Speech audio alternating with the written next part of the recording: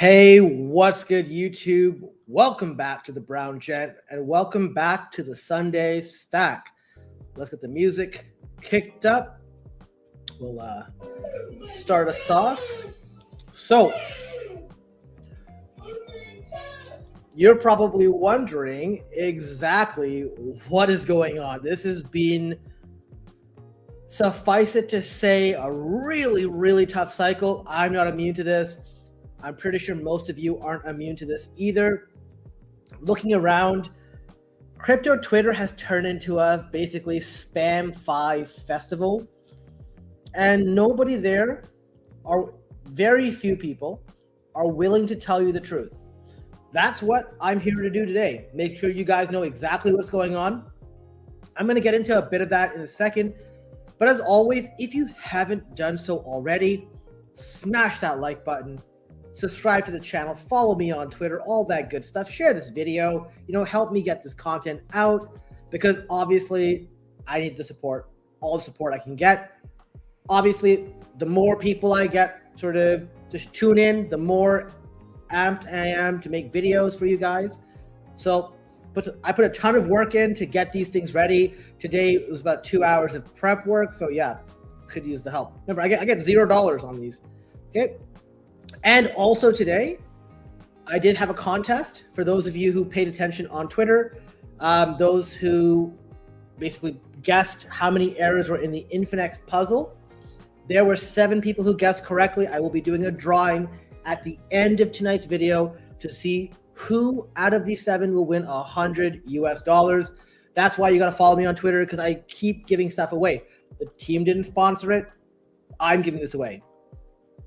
Now, tonight, we've got some very important key topics. As always, we will start with the market update. From there, we'll talk about the summer lull, sort of complacency, what to expect, right? Was it really sell in May and go away? I'm going to talk about on-chain, what I've seen about on-chain and why I'm avoiding it for this time period. I'll give you an update on my portfolio. It's been a lot more consolidated. I'm going to talk about the power of branding as well, do the drawing, and answering your questions. So let's kick it off with the market update. Now, this is never a good thing. Bitcoin, after being at 111K 2 weeks ago or 3 weeks ago, and then it was 103 to 105,000 last week, with the escalation that happened in the Middle East, which unfortunately is across the water for me. Basically, things are just getting worse, right? And now the Strait of, I forget the name, starts with an H, it's sort of blocked up. That should also increase oil prices, because 20% of the oil will not be going through. Obviously, supply constraints means that more demand, and that elasticity will result in higher gas prices, higher costs. And obviously, this is not good for anyone. Not good for businesses because of all the transport. Not good for regular people who need to fill their cars and whatever, right? Now, beyond that, people are like, wait, why is crypto selling off? I have people text me. And the reality is, crypto, no matter how much we believe in it, is still a risk asset in the eyes of most people, right? It's a risk asset. So even though we call this digital gold, it is considered riskier than the stock market, right? So if you think about Apple in the stock market as the sort of safest stock, right, because it has so much cash, and then the S&P 500, those are the actual sort of stock versions of gold that are not the gold ETF. So this stuff is selling off. We're finally hitting those targets, or we're going to approach those targets I mentioned a few weeks ago of $92,000 for Bitcoin, $2,100 for Ethereum. It always looks like Ethereum is just not doing well, right? Like, at least this time XRP and Sol are getting hit worse. Like Sol is down 30% almost in the last 30 days, while ETH is down 15%, XRP down 16%, and BNB down 8 or 9%, and same Bitcoin down 9%, right? Now, if you're wondering, well, should I be buying the dip? My answer is no. Here's why. So let's first kick it off with the fear and greed index. I talked about this pretty often. You want to be buying in fear and extreme fear, not in extreme greed, or neutral. In fact, I keep telling you guys, when we're in the extreme greed areas where you want to sell, top end of greed, also good times to sell. And obviously bottom extreme fear, like look at these bottom prints here, right? Think back to March, think back to early April, right? Tariffs and all of that, the digital Bitcoin reserve and the strategic Bitcoin reserve and the digital asset stockpile, as they like to call it. But basically, they gave you amazing bottom print opportunities where you could literally have bought the bottoms and then basically took the run up, right? And we're going to come back to that. We're going to get there. So if you wait, if you're just patient, right? A lot of people are like, oh my God, I got money, I got to buy the dip. You got to be smart. Did you know, I heard this stat, I was sort of listening to our sort of the audio session earlier this week. And did you know that most people, it makes sense, they buy their stocks or their DCAing into crypto on Fridays? And the reason for that is because most people get paid on Friday. So they get their money, right? And they start spending it. So you end up seeing a bit of a pump on Friday. And the smarter investors are like, okay, I'm going to wait until that sort of gives out next week and buy then. So think about how you can make the most of your capital. I'm not telling you that buying Bitcoin here is a bad idea. I think looking forward, you won't believe that. But what I will say is it's way easier to get more Bitcoin for the same amount of money if you wait for extreme fear. And also it's easier on yourself, right? If you put majority of your money into something and it goes down 20%, you're not going to feel good, right? Whereas if you buy at extreme fear, it goes down 1 or 2% beyond that, who cares? So make it easier for yourself, choose better entries, be patient. Most people can't wait. They just want to do it and they are hurting. This was a big mistake I used to make. So I'm preaching sort of to myself as well at the same time. Now, one of the things that Warren Buffett talks about is to become rich, you got to be fearful when others are greedy and be greedy when others are fearful. I will sort of add an adjustment to this statement. When Warren Buffett was saying this, he was not talking about your shitcoin. He was not talking about your penny stock or some garbage. You'll always find some idiot like some, DeFi Kingdoms, Jewel Maxey, who will tell you, yeah, man, you gotta be greedy when others are fearful on Jewel's price. No, Jewel's price is going to it'll be half a cent by the end of the year. Like literally do not buy garbage assets and do not use this to justify it. If there's a good asset like Bitcoin, Nvidia, whatever, right, that you believe in, that's what you want to do, right? And when you're buying something, look to be buying on retracements. Don't be looking to buy at the top. I know it is sort of going against our human instinct, but it's going to save you a lot of pain. It's going to save you a lot of money. Now, I want to go through the Bitcoin chart. We're going to start with the weekly, and then we're going to go to the daily, okay? So on the weekly chart, I'll say this every single time we have this call, right? We look at the 50-week EMA for Bitcoin. That's this orange line here. In a bull market, it is respected, right? So literally, you can see respected. There's a few periods of time where it's under, but this was like early 23 or early 22. And then 23, it came above, and we've had the bull market. Now let's take a look over here. So let me zoom in. Look at these candles, right? Let me know if you can see it or not. These red candles are happening, okay? This orange line right here, currently sitting at 85,420 or 500, 85,500. It has to be protected in this line. Now, obviously, the longer it takes, this line's going to go up. So by the time we get there, maybe the line's at 88,000. I don't know, but we will see if the Bitcoin bear or the Bitcoin bull market is still on, by whether or not this is invalidated. If this breaks below and closes below and continues below, that means the bull market is pretty much over until it comes across above. We saw this happen as well last time, was in November of 21, and that basically did the same thing, right? So once it broke down here, came down here, broke the line right here, broke below, it was over. Came up a tiny bit and then came all the way down, and that was that extended bear. Same thing, basically, we trended this line. Look over here. The summer, we literally traded on the line that summer and then went above. So we weren't in the bear. But if we had come down, whatever, it was over. So please chart this. Please be looking at this, okay? Now, from a daily perspective, and this is why this is important, where do we respect the line? Well, unfortunately, we broke the line. 103 was broken 2 days ago. This means that we are likely going to 92 to 94,000 like in this area. I expect to see like this 93,000 level hit. Now, could we stop there? Yeah, we could definitely stop there. Let me just sort of draw this out for you. So it could go like this, right? Or it could go like something like this, wherever the 50-week EMA is. Wrong button. Like that.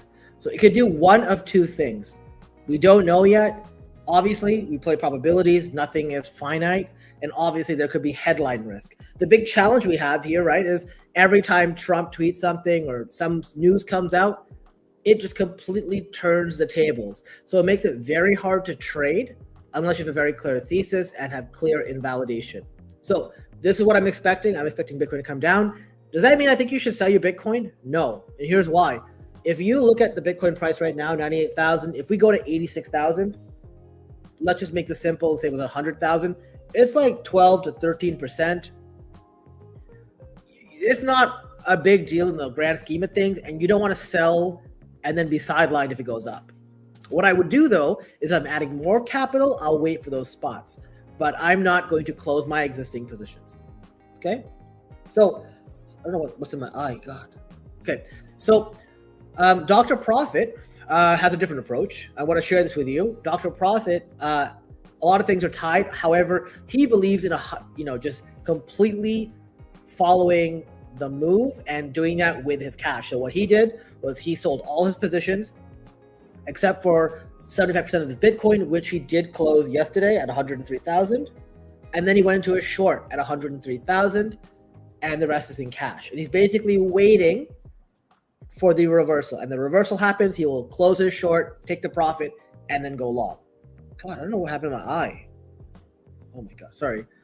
So he gives the math here. I'll provide the link here later. So it's up to you what you want to do, okay? Now the next thing is the summer lull. So the summer lull is sort of that period where like we're literally going to be here and you get complacent, you get sick and tired, you get annoyed with the price action, right? Think about last summer. Last summer was very annoying too. It was just like back and forth, a broken record, nonstop chop, nothing exciting, very, very boring. And let me tell you something. The reason I wanted to bring this up, when you're bored, when you're not making money, when things are not going well, people tend to force things. Do not force things in the market. If you try to force something in the market instead of letting it come to you, you will get destroyed. And I tell you guys this because I always say this, and then somebody messages me, Brown Jen, I shouldn't have done this, but I thought we were gonna bounce, so I went long like 100x leverage, and now my account's blown up. What's the best way for me to get back in the game? And I'm telling them, get a time machine? Like, I don't know. Like, it's so hard once you blow your capital. So, guys, there are traps. Sometimes, and most of the time, you should be okay sitting on the bench doing nothing. You know what? Just warm up the bench, know what moves you got to make, wait for the play to come, and then do it. In fact, let me tell you a story. So, one of these, one of my doctor friends, he was like, oh, do I buy Bitcoin? Do I buy crypto? And I told him literally before he went on his trip to the US, and this was like, sometime in end of May, like we were, I think here, where were we? Yeah, we were somewhere here, like end of May, right? And I said to him, you know what? Don't buy Bitcoin. I want you to wait for the fear and greed index to be at least at fear, and it will likely be 92,000. If you get that, put an order for 92,000, and then that's just way better. And that's what it is. That means for the last 3 weeks, he's had money in his account doing nothing, and that's fine. You've got to be fine with doing nothing. Sometimes the move is no move, okay? So while everyone's out there enjoying themselves, you can go out and enjoy yourselves too. Obviously there's a balance. You don't want to just completely leave the market, because if you're out of the market for a few of the days, that's where the biggest moves are. You just want to avoid that. But like I said, do not force things. Make your setups, know the charts of the things that you want to trade or buy or go long on or go short on, and wait for the moves to come to you. You can use this time while the thing is not exciting to learn more skills. You can learn how to short, you can learn how to long. I think learning how to short is an incredible skill. It's one that I have started to do a lot.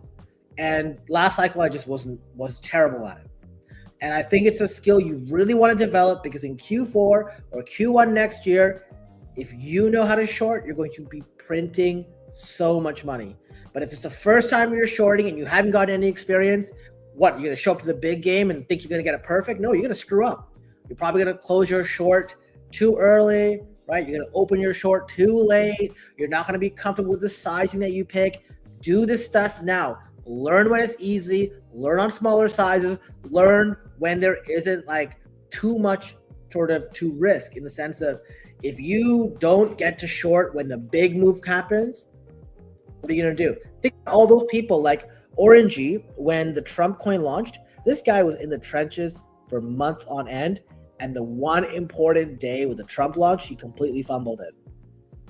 And that was millions, like a 7-figure mistake. So get the practice in when you can. So the next topic I want to talk about is on-chain and sort of why I'm avoiding it. As you know, the market has been bleeding. I'm going to talk a bit about that. But I'm going to this is what I see when I see on-chain. I'm going to be honest with you guys. On-chain is all about max extracting. Everything on-chain that I've seen is built on hype. It's built on something where you want to be an early first mover. You get in, and then you have some sucker come by later to buy your bags. People will sort of disagree. They will lie. They will say whatever they need to justify this. And it's okay. But you just got to know the dirty game that you're playing. I think a lot of people are like, no, man, we can all win, blah, blah, blah, blah. I'm going to use a virtuous example in a second. Be aware. At a certain point, you're early. After that point, you are no longer early, and you need to get out before you become the victim, right? I'm okay with being on chain because I know how to play it. But don't for a second think that the people on chain are there to help you. No, they're all there for their own bags. At least the smart ones are. And then the other ones will gaslight you into thinking that everything is good. So this is sort of why I have this image here. And something I'm very disappointed in, and I just noticed this like recently, with this move to InfoFi, I call it CensorFi really, most people just don't tell the truth. Most people will post stuff on Twitter they don't believe in at all, but they do it because they will get ranking on Kaito or whatever, right? They'll get some points from Vader, or whatever, you know what I mean? They would rather be dishonest in front of you, and they'll be dishonest on the timeline and get the money, and then doesn't matter, they move on. And what happens is that is no different to me than somebody who pumps and dumps, shows a ticker, does whatever. I can't do that. Well, the moment I saw things going wrong with virtuals, I was very vocal. What do they do in response? They completely nerfed my yapping points. They just was like, yep, go from like 8,000 yapping points to like less than 1,000 in a day. Just because I put some criticisms out around some of the scam teams that were launching stuff, and around sort of, after I got nerfed, it didn't matter anymore, but all the other things that I did. You've got to be careful. There's so many people who literally will look like this. They're telling you something, but they're the biggest liars. They're all liars. You cannot trust these people. These people are out there to take your money. For them, the only crime is letting a sucker like you keep your money, and don't let them take it from you, okay? Now, there's another set of people who aren't maliciously lying to you, but it's actually worse because they're just retarded. They're the dumbest people ever. And those people could actually be even more dangerous than the liars. At least the liars know they're lying. The retarded people, they have zero clue. They have no idea what's going on. They don't know they're lying to you. They think they're a genius. And this brings, I want to bring this forward, this cognitive bias. My favorite cognitive bias is called the Dunning-Kruger effect. And basically, the way this works, I'm going to show you this chart. Listen in and let me know if there's somebody that you know that you've interacted with that acts this way. So obviously, when you know nothing and you have zero confidence, right? You're just starting. Okay, oh my God, I learned about virtuals. Oh my God, I learned about hyperliquid. You go, what? I'm confused, whatever. You know nothing. All of a sudden, without having a big increase in knowledge, your confidence skyrockets and you think you're top dog. You know what's up. You know better than everybody else, despite everybody else being there for years and you being there for 5 minutes. Nope, you know everything. And what happens is you will get a slice of humble pie, or whoever it is will get a slice of humble pie. And over time, as their knowledge increases, the more their knowledge increases, the less confident they get. It goes from I know everything to there's more to this than I thought, to I'm never going to understand this, to finally it's starting to make sense. And then when somebody else is asking you, trust me, it's complicated. And that, I think, is the journey that most people go on. But the problem with crypto Twitter is this is what you see, the I know everything. There are tons of people who joined virtuals 4 weeks after me who try to tell me as if I had zero clue about what's going on. I'm like, brother, you were literally asking about virtuals last week. Like, shut up. And that's why you have to be careful. Remember, there's the liars and there's like the super low IQ people who think they know what's up. Both of them are super dangerous. You need to avoid them. Now, let me give you an example. And here's sort of some things about virtual. So virtuals, I saw exactly what happened even like last, I was going to say last cycle, but like January, February, March in the correction. And people were like, should we average down on virtuals and whatever? And I'm like, no way. And I literally on May 30th posted, I sold most of my virtuals back at $2.15. I'll be honest with you guys, I did buy back in at $2.02, and then I sold it again at $1.82. So took an extra 20-cent loss that I shouldn't have, but I got that gain from the other one. And now if you look at virtuals, it's literally sitting at $1.28. Like it's actually, kind of bad, obviously, right? And I'm not saying this is because of virtuals or some mistake they made, but on-chain tokens always sell off.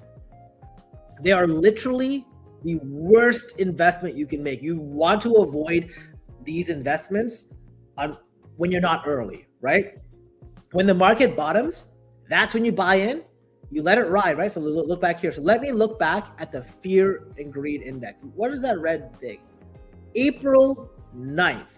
Let's look at this chart. April 9th, look at that. April 9th, right here. If you bought here on April 9th at 43 cents, you could have sold as best as $2.45, like a 6x, and then got out. Obviously, it's hard to get the top. It's way easy. I don't say it's way easy to get the bottom, but the bottom is better because of the fear and greed index. You just buy when the market bottoms and you're good. The tops are so hard because even here in the top, we didn't get a real top. We got like a top over here that was an inadvertent top because of what happened with the conflict, right? Besides that, it would have kept going, I think. So anyways, or it would have rebounded eventually and went up more like after this move up here. But you can see here, on chain, you want to avoid. This includes things like even Kaito. Kaito has sold off. Let me look up Kaito right now. Kaito is $1.22, right? All of these tokens get absolutely smashed. And I would only buy these tokens. Like, people are asking, where do I buy it? Look, we're coming to that zone now, right? $1.15. Somebody asked me this question 2 live streams ago. $1.15. I drew this on that video. We're getting close to it. But my thing here is when we get these corrections during sort of that broader correction, wait for the market to bottom, wait for like Bitcoin to bounce. That's where you sort of buy your on-chain tokens. That's when you're early. And here's what I'm going to tell you, what I told the Web3 Secret Society back in early May. When we were the first couple of days when people were like, I don't know if I want to get in on-chain. I'm like, yo, this is the time to get in because we can go max risk now and sell off in a couple of weeks when everyone is joined. Remember, you were looking for marginal buyers. If there's no marginal buyer, your token's going to dump. And what's happening even here is I'm going to let the air fall out of the Kaito balloon. I won't be buying virtual token, but I will be buying Kaito but I'm waiting for Bitcoin to bottom. At that point, I will load up a massive amount of Kaito as a flip, and then I will let Kaito go up, and then I will dump it. Do not like go, oh my God, Brown Jet's trying to extract. No, I am doing a trade. Okay, and this is sort of the things you want to do. This applies to Hey Anon. This applies to so many of these on-chain tokens. There just isn't that conviction. There's too many tokens out there, and they're the easiest one to let go. Okay. Now, let me tell you something. Going back to sort of those liars and low IQ people. Literally, about a week ago, I shared my thoughts about virtuals and everything going on, sort of with the ecosystem and why I've sold out of all my agents. And people criticized. I mean, first, it didn't get that much engagement, but then my follow-up post did. But look at this. Solace is down 77%. That was one of the best agents. It went up to like 35 million market cap. About a week ago, it was sitting at like 9, and now it's at 1.67 million, right? And I'm going to just show you something. So this is the bigger engagement tweet that I made. This is not a meme coin chart, whatever. I basically was honest, right? The flywheel looks to be cooked. Favorite influencers who just gotten a few weeks ago are pretending you're still early. They're screenshotting fake gains and forgetting to change the price of virtuals. They'll do anything to keep you playing because they want exit liquidity, right? So I said this, right? Got like almost 11,000 views, right? And most people were like, yeah, I got wrecked. Like, these are big influencers, right? 138K followers, lost half his portfolio, right? Like, they're getting absolutely destroyed. And then some people, right, were like, oh, like, you know what? Look at Mattyverse.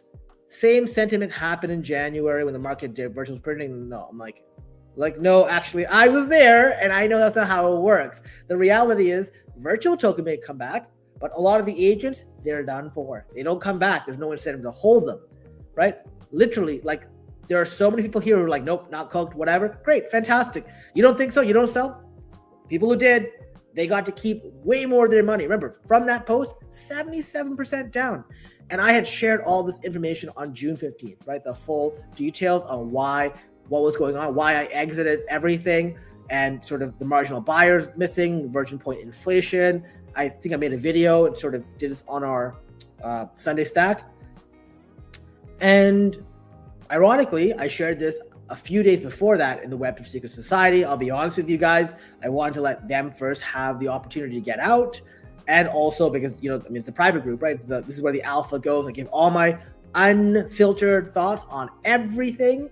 And basically, the people who got out, fantastic for them. They got out like this is literally the top. Like either the top or the day after the top where I posted this to, that we were basically topped to get out. The Ponzi's over.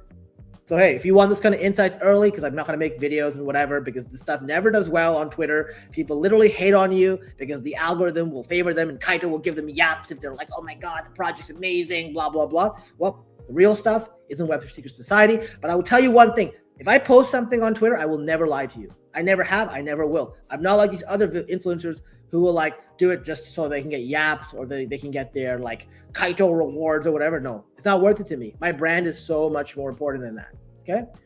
Now, as a reminder, just as a sort of overview, I'm avoiding on-chain temporarily. I'm doing it while we are in while we're in neutral, fear, extreme fear. Once we bottom, if we bottom at extreme fear, I will pivot and buy on-chain tokens for the run-up for the first 2 weeks, and then I'm getting out of Dodge. That's how you play them. Do not sit there and try to hold and stack it. That's how you lose a lot of money, okay? My portfolio update, let me share this with you guys. More graphical, I got Canva to help me with this. Now, I still do hold a bunch of tokens, but let me sort of give you sort of the rough guideline of what my portfolio looks like. It's made up of 30% Bitcoin. People are like, oh, people have been hating on this fact forever. There was a period of time where I had this down to 5% in December of last year when I sort of sold those Bitcoins for XRP and with a nice run up. But for the most part, Bitcoin is just the best long-term crypto, right? This is literally the safest asset. Over the long term, everything will approach zero versus Bitcoin. So that's why you want to be denominated in it. And then I have Ethereum, and I have 3 different exposures to Ethereum. I have Ethereum, which is the actual token, institutional money, right? So DeFi, everything else.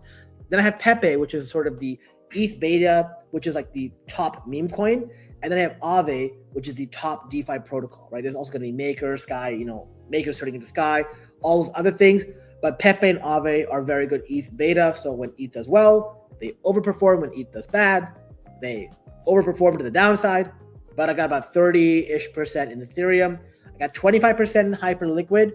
Most of it is Hyperliquid. I think I got a tiny bit in Per, but I'd say like 90% of my Hyperliquid is Hyperliquid Hype token. And that is the on-chain Binance. I don't really care about the Hyper EVM, but remember, here's the cool thing about this. Bitcoin and Ethereum, they have a mode in which BlackRock, and some other ETFs too, but whenever BlackRock, has customers who want to buy the ETF, they are buying more Bitcoin, they're buying more Ethereum. That moves the price of Pepe and Aave up as well. Hyperliquid, they have a mechanism, sort of the revenue is used to buy back the token. Once again, another mode. I have literally built-in buying pressure on my tokens. Then I have other alts and NFTs in small amounts, Render, Beam, whatever. I got NFTs like Mad Labs, Pudgy Penguins. All that makes up 15%. Now, what I will say to you guys is my crypto portfolio is about 40% of my net worth. Most of my money is sitting in the bank, and then I have some money in the stock portfolio, but stock portfolio is also constantly moving around, okay? It's basically bets on outperformance. Now, the power of branding, I want to talk to you guys about that. So the power of branding, for me, I think Kaito has sort of really put this in high gear. Very happy to see that they made some changes. Basically, a lot of people were just spamming, right? Like you make Kaito, you got the airdrop farmers who become basically InfoFi farmers, right? Now I'm an InfoFi farmer too, but I have too much shame to post bullshit that doesn't do anything. So there are people out there, who are literally just posting like one tweet with every project listed on it, hoping to get as much exposure. Garbage. There are people out there who only made posts about rewards or ranking, right? No insight, no commentary on why they got it, whatever. This is no longer going to get mindshare. Fantastic. Also, now you can't just spam a bunch of tweets and hope to also get mindshare. Basically, now it's quality over quantity. There's going to be stopping those rings of engagement and group farming. And what's nice is like if you're loyal, so if you're posting about a few projects versus those like, I see people on the Kaito boards who have like 15 or 10 leaderboards go, it's not fair, man. Why can't I get another one? Blah, blah, blah. No, like listen, it's not fair to everyone else. And like they're just spamming garbage and copying and pasting people's tweets and just rehashing it, right? I prefer loyalty. Like for me, there were two projects I post about, Virtuals and Infinex. Why? Virtuals made me over 6 figures and Infinex is fantastic. I think it's a fantastic onboarding tool. But I'm not posting about other things consistently. Yes, I'll talk about Katana once or whatever, but I'm not trying to get on a leaderboard for it. Katana's whatever. It's like, the deposits end in less than like 30 hours. I don't care about getting on that leaderboard, but I want to be on the leaderboard for Infinex, and that's why I continue to post about it, right? So loyalty is very important. Now, what I will say here is a lot of people don't seem to care about what their brand is, right? I hope that you guys watch me on YouTube or look at me on Twitter because, like I say, I think I give very genuine takes. I'm not sort of a page shill. I am not afraid to tell you what you need to hear, not what you want to hear, right? And I think because of that, while my growth may be slow, I think most people who end up watching me end up finding the value in what I offer and stay long term. Whereas a lot of other people, they'll get you for like a few weeks and then they get burned and whatever, and they move to the next one. And I think this is important for me, but it's important for all of you. Every single one of you has a brand, right? The way you show up, when you show up, for your job, people make assumptions about you based on what you wear. Like, are you a timely person? Are you an organized person, right? People will think about you when someone asks, oh yeah, how about Alex? Or how about Jeff? How about Ryan? How about Michelle, right? Every single time it's like because there are some thoughts that you have in your mind based on their behaviors. Maybe maybe they're smelly, maybe they're, kind of a klutz, maybe they're always late, whatever. It becomes associated with your brand. You want your brand to be as strong as possible, especially in this digital era, right? We live in a world where now you have the opportunity to meet people that you never would have before. And because of that, especially since you don't get to meet people face to face, a lot of people are like, oh, like, they sort of put face to names, right? There was a guy that I used to work with who literally over camera would be like cowering, was like this and like very timid. And then I met him and the guy was 6'5", jacked. I'm like, that is like the last thing I thought would happen. Because the guy was like so like this on the cameras, you know what I mean? So think about what you do, your behavior, how you carry yourself, sort of how honest you are, how you interact with people, whether it's in Discords, Telegram groups, on Twitter, whatever. All of that stuff contributes to your brand. And long term, your brand is basically, what do people think about you when you're not around, right? What words do you want it to be? And I said this is very important because let me give you an example, right? Let's take Hex out of this. But think about Richard Hart. If I saw this picture and I had no idea who this guy was, my first thought would be, this guy is trying to scam or flex. Why? Who the hell first shows up in a photo with a chain like this, with the same like Gucci, Louis Vuitton, like this? Like, it's super extreme. This is somebody, like my initial instinct would be, this guy must have had no money before and now wants everyone to know he has money. And my question is, why would he want to do that? Because he's the product. He wants to sell you his success. This is sort of what I would think, right? And I compare that to another Richard Hart picture. I look at this and it's a little more demure, right? He has a chain, whatever. But you see this picture? He can look like a normal guy. You see how different these two pictures are? And this is what I mean by brand. So important, right? So important. I'm going to show you another one. This guy's a huge, like, all he does is exploit his audience. Hawkage. All he literally does is post garbage and try to farm Kaito leaderboards and talk about how great he is. And he has been caught doing paid shows and whatever. This guy's got a horrible brand. Compare this to ICO Beast, who literally drops nonstop alpha all the time. Like, literally, it's super easy in your mind to think about who is good, who's not. And the reason I say this to you is you probably go, oh yeah, but Brown Jet, I'm not going to post pictures by myself, whatever. Fantastic. But what do the things you post about on Twitter? I logged on 2 days ago and everyone is talking about Zeet and on this app and blah, blah, blah. You need to get onto this and do whatever. And I saw everyone spam it. Are you going to be a billboard? Are you just going to spam a bunch of nonsense? Right? There's a guy, like, there's this kid, his name is Crypto Leon. He's like a pudgy, whatever, right? Like he's part of the Pudgy Penguin team, not like the team, but the community, right? And he's got a reputation, if you look on Ethos, of literally being a guy who will literally bull post stuff and then dump it on his followers. All he'll do is basically beg to get allocations and then dump them right away. He like breaks every single word that he gives people on that. And like I said, this is your brand. So when you're on Twitter, which I think all of you should do, and I think all of you should sign up for Kaito if you haven't already, think about how you're going to carry yourself. It is so important, right? I would like to think, outside of the stupid low IQ people who come at me, I like to think that I've been very helpful to a lot of people. A lot of people know, hey, you really need something, DM me.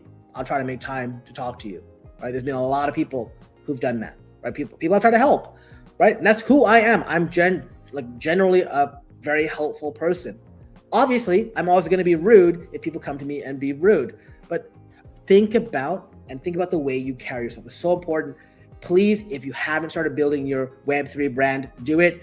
It's going to matter even outside crypto. Like, think about like Instagram. People use that as an ability to sort of highlight what they've got going on. So you want to do it, but do it in a tactful way and do it in a way that does not make your brand negative. Okay. So we're going to move on to the question section. We're like 41 minutes in. Before we do, let's talk a bit about the contest. So what we had was, I basically wanted to do a fun little puzzle for people where you could win $100 if you solve the Infinex puzzle. And I basically asked, how many errors are in the image below? And, I put some restrictions and whatever, right? And here it was. Let me tell you, it was tough. I had to use Canva and sort of use zoom in tools and stuff to modify stuff. But I got it to work. And after, like, here's the correct versus the fake version. There were 4 mistakes. If you compare this to the other, I posted on Twitter. First 3 were very straightforward, right? I just swapped deposit and switch, and I added like the different date for the ending of season 0. But the last one was tricky. You had to have seen my earlier post. You may have had to watch a video of mine to see that the referral code was not exactly correct. That was sort of how I planned to go above and beyond and really filter out the people, right? 3 were easy, 1 was hard. 7 people got it right. Ironically, some people were like, oh, I got different mistakes somewhere else. I'm like, what? Where? But it doesn't matter. All 7 qualified, and we're going to do the draw right now. So they're all here. Just so you can see here, here's the names, right? I'm going to zoom out a bit, and I'm going to shuffle. So shuffle this around a bit, and let's go.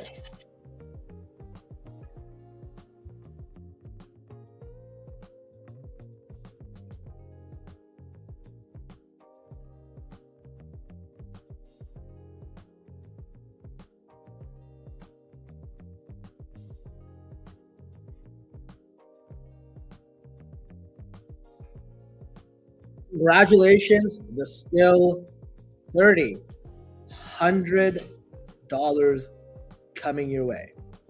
Okay, with that, the skill, I will reach out to you on Twitter. I don't know if you're watching. Maybe you are, maybe you're not. Doesn't matter. That was part of the contest. But we'll see who's in the chat. We'll see what questions you guys have. All right. Let me go to Tom. Oh, the first comment. But that comment was made. Yeah, the comment was made at the start of the video. What's up, BG? I'm good, man. How you doing? Nickel, how's my 5 Bitcoin short doing? It's fantastic. It's fantastic. I did close a bit of it, but like I said, for me, so one of the things I want you guys to know, let me bring up my portfolio. Let me just, where is it? Right here. Sorry, so many screens. Okay, so especially in this area, like even with the 5 Bitcoin short, when I had the full thing open, I was, how to put this, I was still very long biased. So like the 5 Bitcoin short was printing, but my spot portfolio was getting wrecked. Ethereum was getting wrecked. Bitcoin was getting wrecked. Aave was getting wrecked. Pepe was getting wrecked. Ironically, Hyperliquid took more of a beating a couple of days prior. The last 24 hours for Hyperliquid hasn't been so bad, which is good. It tells me that there's somewhat slowing down. Shoulda, coulda, woulda. Okay, whatever. They do nerf people who FUD. Yes, I don't think it's FUD. So remember, FUD means fear, uncertainty, and doubt, right? People like to say any sort of criticism is FUD. No, criticism is saying, hey, look, you can't have a system where for virtuals, you literally allow people who talk about it, your marketing, your arm, to get free tokens for everything. And then everybody else got to pay. And anybody who pays on the secondary market is a sucker and always is down. And anybody who stakes is also down. So if you don't sell, you're screwed. And the punishment for selling is, as people might say, they think it's bad. It's not bad enough. Because what happens is you just get mass extraction. That's what we're seeing. I have 10K Vader lock, so I'm still in the virtuals. Yeah, I mean, I got 10K Vader lock on 2 accounts. I did one like as a favor to the community just to track the points. You know what I mean? But like I said, I'm still getting points, but like I said, I had to be honest and do it the other way. You use the fear and greed index to try to call the bottom? Yes. Daniel, like you should know this. I've said this many, many, many times in videos. I've posted on Twitter as well. Literally, what happens is it's not about just calling the bottom, but it's about getting good entries, right? Like you could use fear and buy here and, may not be the bottom, but you have a very good entry. But I don't want to buy here because typically what happens is very rarely is this the bottom, right? You can see here, every time it came here, bottom here, bottom here, bottom here, bottom here. The market rarely bottoms in neutral. It happened once here, but that was what, for like 3 days and they came back down? No, that's why. Buying at the bottom of fear and greed index always plus 2? Yeah, but it being a dips. Yeah, completely agree with you, Nicole. I'll be stacking Kaito and hype when Bitcoin versus. Yeah, good call. Is ETH a good buy here? Nope. Like I said, Amino, I would wait for, basically the market to bottom, right? Otherwise, you're gonna be buying all the way down. Like, where is? I have it drawn it anyways. So, oh, look at that. Look at that. It's funny, I drew this last time. Look at this right here. That was the line, 2107. And we came and almost tapped it. This is like 2107 right here. That is the sort of line that you ideally want to get. This is not a bad spot, but once again, use that and the fear ingredient index together to figure it out. Okay. But yeah, like ETH is just literally taking a smashing. But yeah, it's happening like I said, this has been drawn before. You guys go check previous videos. Literally there. Like there's a reason for that. ETH is always good, but please buy my back. Buy mine first. Buy mine first. Evening. Hey Tops. Hey Andrew Cameron. How's it going? Hold tight, bro. Buy the FIP. Dip. Yeah. Buy the dip when the market comes down. I almost missed the date mistake. Oh, nice. Sweet. Thanks, BG, for winning at something. Cool. Congrats, skill. Great. Thanks. Great pod, bro. Yeah, thank you, David. That is 2 months of Web3 community if you want to maximize your prize. Yeah, whatever. Congrats, sweet.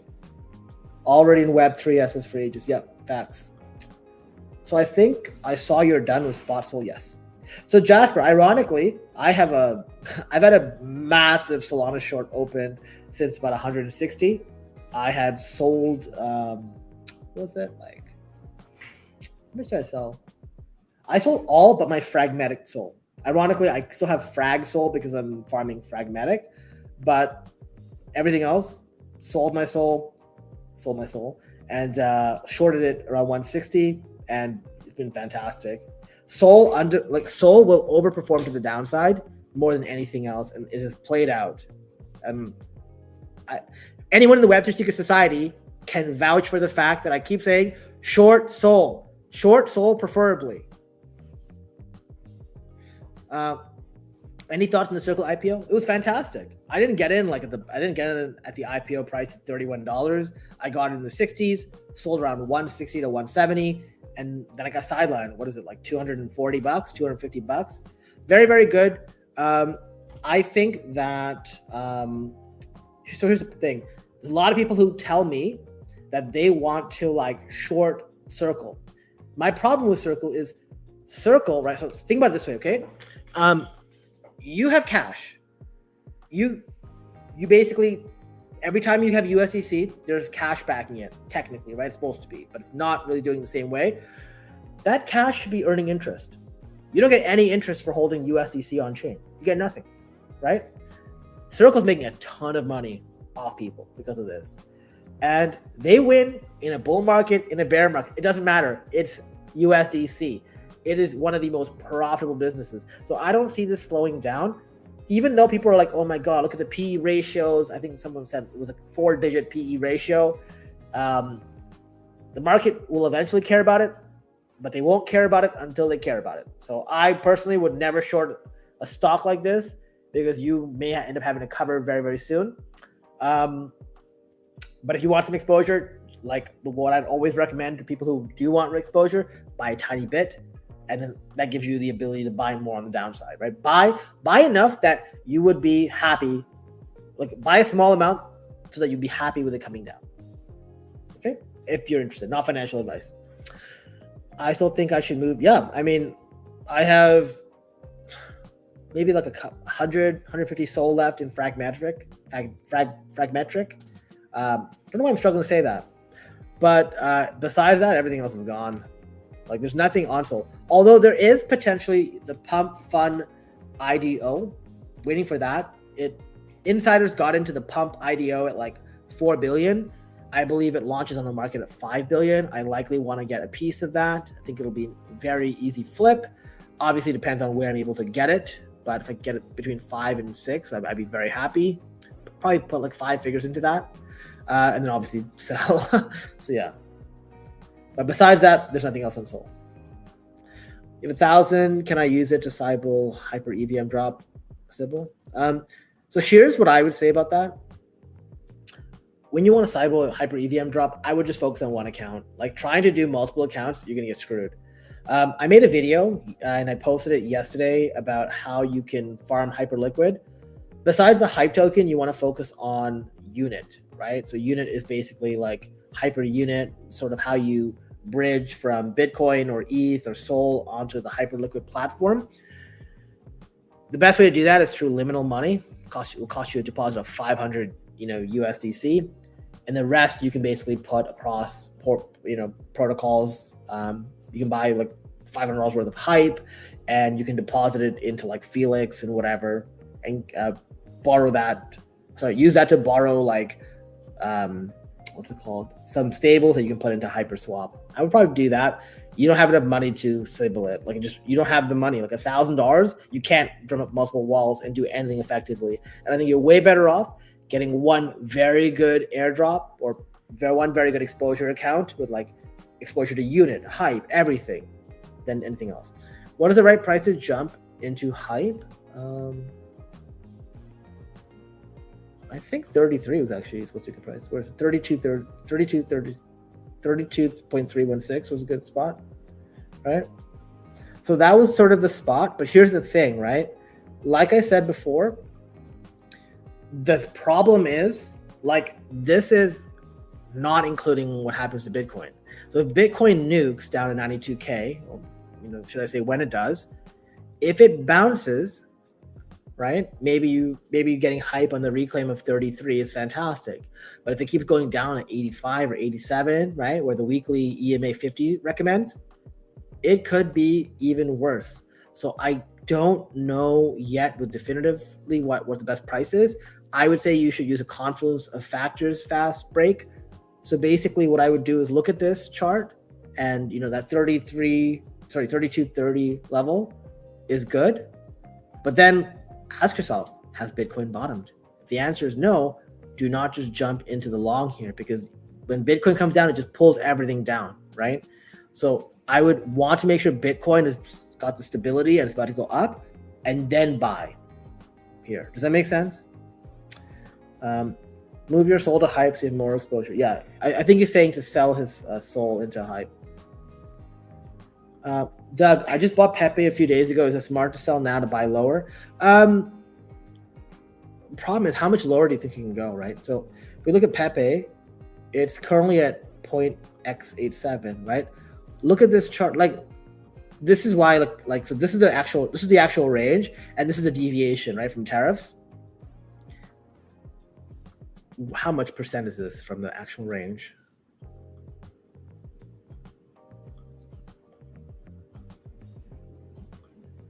It's a 9% drop. So 9% is probably where it ends, but also if it goes all the way down here up to 35, and this was what, 5.7. So my thing is, I personally as someone who holds an uncomfortable amount of Pepe, right, over 6 figures, I am not selling any, but I will be looking to add once again when the market bottoms. I hope that helps. Okay, I think that's the end of the questions, guys. I gotta go get going. I have a prep for another meeting anyways in half an hour with the Webster Secret Society. Hope you guys have a good night. If you haven't already, hit the like button, share the video, subscribe to the channel. Congratulations again to our winner, the skill, and I will see you guys next week. Have a good night.